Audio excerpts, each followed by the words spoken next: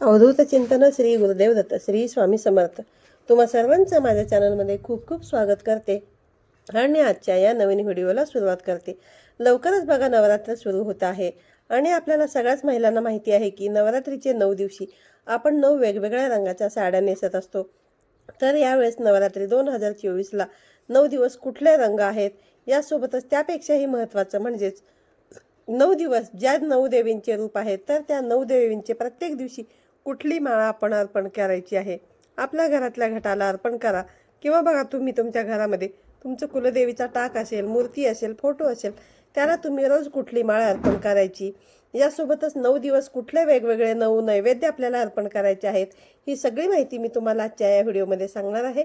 बघा 9 दिवसांमध्ये तुम्ही जर ह्या 9 माळी किंवा 9 नैवेद्य तुम्ही देवीला अर्पण केले तर देवी आई बघा आपल्यावरती प्रसन्न होते, आपल्याला भरभरून आशीर्वाद देते, आपल्या आयुष्यातील संकटे आपली देवी आई दूर करत असते. तर त्यामुळे बघा या रंगांना सुद्धा अतिशय महत्त्व आहे. आपण म्हणतो आजकाल फॅशन म्हणून हे 9 रंग काढलेले आहेत, ते तर आहेच, पण बघा त्याहीपेक्षा महत्त्वाचं म्हणजे त्या प्रत्येक दिवशी ते रंग ठेवण्यामागे काहीतरी महत्त्व आहे.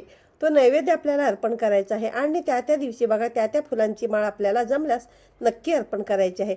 हे सगळं अर्पण केल्यामुळे आपल्याला त्याचा लाभ आपल्या बघा याच्यामध्ये खूप फायदा होईल. तर बघा 3 ऑक्टोबरला गुरुवारी घटस्थापना आहे. नवरात्रीच्या काळामध्ये देवीच्या 9 रूपांची पूजा केली जाते. तसंच हे रंग परिधान केले जातात, त्या त्या रंगाचे वस्त्र परिधान केले जातात.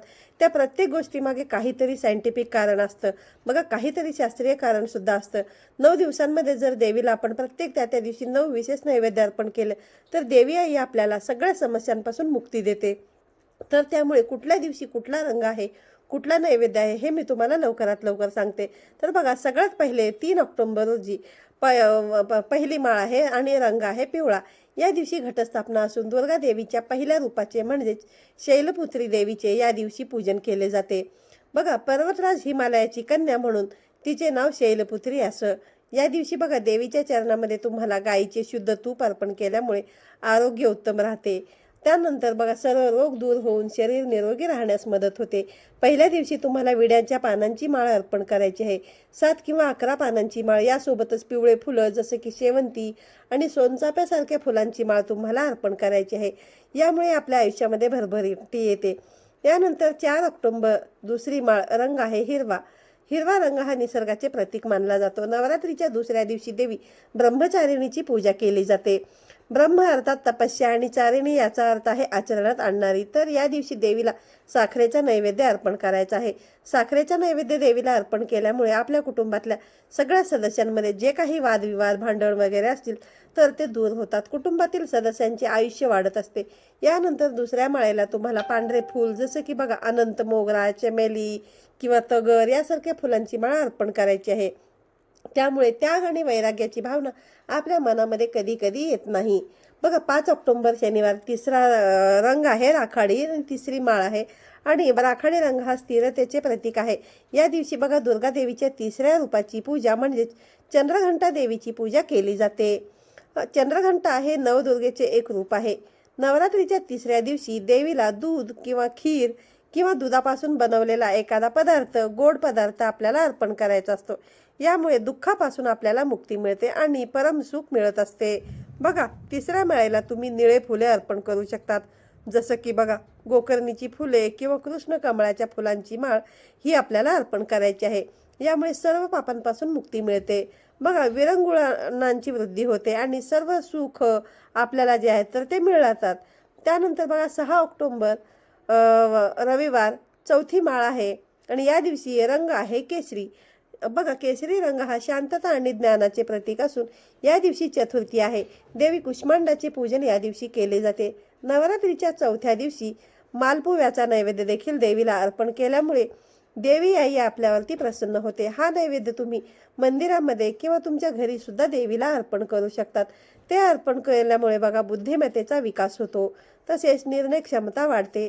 चौथ्या दिवशी तुम्हाला केशरी किंवा भगव्या रंगाच्या फुलांची माळ अर्पण करायची आहे, जसं की बघा अबोली, तेरडा, अशोक, तिळाची फुले किंवा तुम्ही केसरी झेंडूचे फूल देखील असतील त्याची माळ तुम्ही अर्पण करू शकता. यामुळे सिद्धी प्राप्त होते आणि आरोग्य उत्तम राहण्यास मदत होते.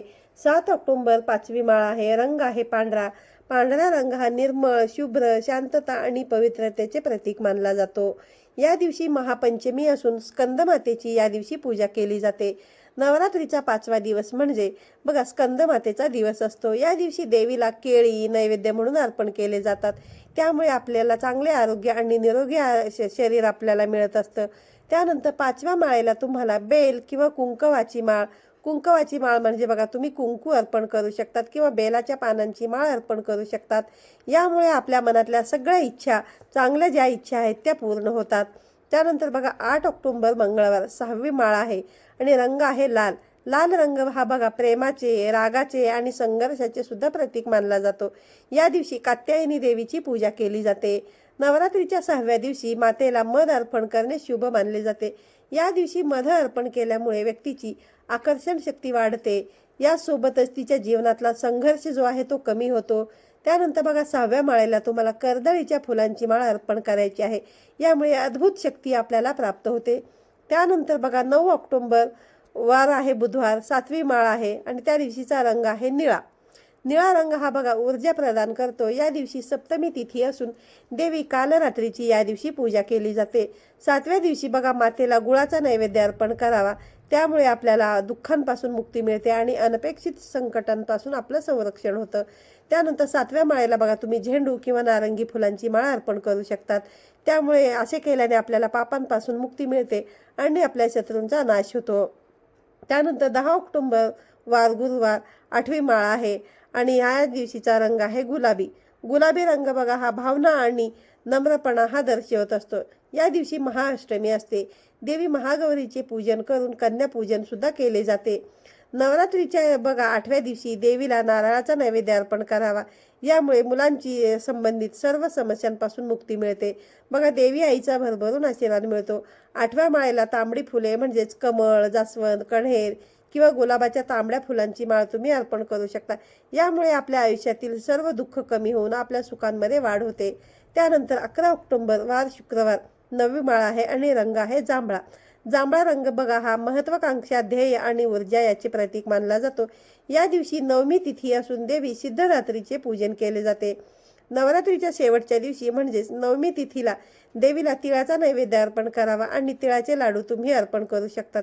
यामुळे मृत्यूच्या भीतीपासून मुक्तता मिळते आणि अनुचित घटनांनाही आळा बसतो. 9व्या माळेला तुम्ही कुंकवाची माळ अर्पण करू शकतात म्हणजे देवीला तुम्ही कुंकू अर्पण करू शकता. त्यामुळे व्यक्तीला बघा मृत्यूच्या भीतीपासून मुक्तता मिळते आणि अनुचित घटनांपासून सुद्धा आपला बचाव होतो. आणि बघा शेवटचा दिवस आहे 12 ऑक्टोबर. या दिवशी आहे विजयादशमी, ज्याला आपण दसरा असे म्हणून साजरा करतो. बघा दसरा हा सण बघा वाईटावर चांगल्याची मात म्हणून हा दिवस ओळखला जातो. तर बघा मी सांगितल्याप्रमाणे तुम्हाला नवरात्रीचे 9 रंग हे आहेत आणि त्या दिवशी सांगितल्याप्रमाणे तुम्हाला 9 नैवेद्य 9 माळा देवी आईला अर्पण करायचे आहेत.